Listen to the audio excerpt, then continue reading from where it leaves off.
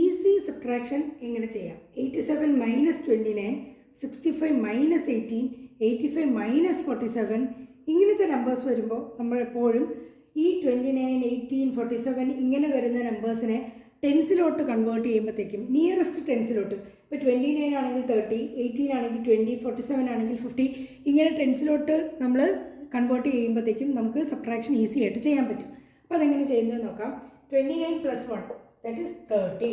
അപ്പോൾ ഈ same number തന്നെ ഇവിടെ ആഡ് ചെയ്യുക. 87 പ്ലസ് 1 88. ഇനി നമ്മൾ സബ്ട്രാക്ട് ചെയ്യുമ്പോൾ 58. നമുക്ക് ഈസി ആയിട്ട് തന്നെ ആ സബ്ട്രാക്ഷൻ ചെയ്യുമ്പോഴത്തേക്കും ആ കിട്ടുന്ന ഡിഫറൻസ് സെയിം ആയിരിക്കും. ഇവിടെ കിട്ടുന്ന ഡിഫറൻസും സെയിം ആയിരിക്കും. കാരണം നമ്മൾ രണ്ടിലും ഈ ഒരുപോലെ 1 എന്ന് പറയുന്ന നമ്പർ ആഡ് ചെയ്യുന്നുണ്ട്. അപ്പോൾ ഇവിടെ എങ്ങനെയാണ്?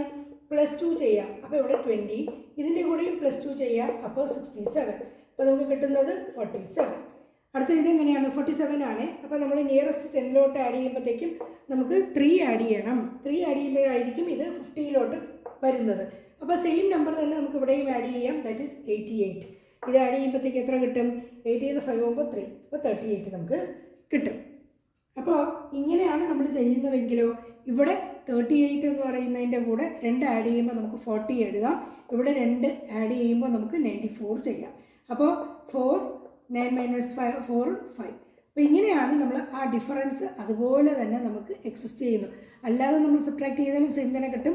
12 മൈനസ് 8 ദാറ്റ് ഈസ് 4. ഇവിടെ 8 ആവുന്നു. 8 മൈനസ് 3 5 ആവുന്നു.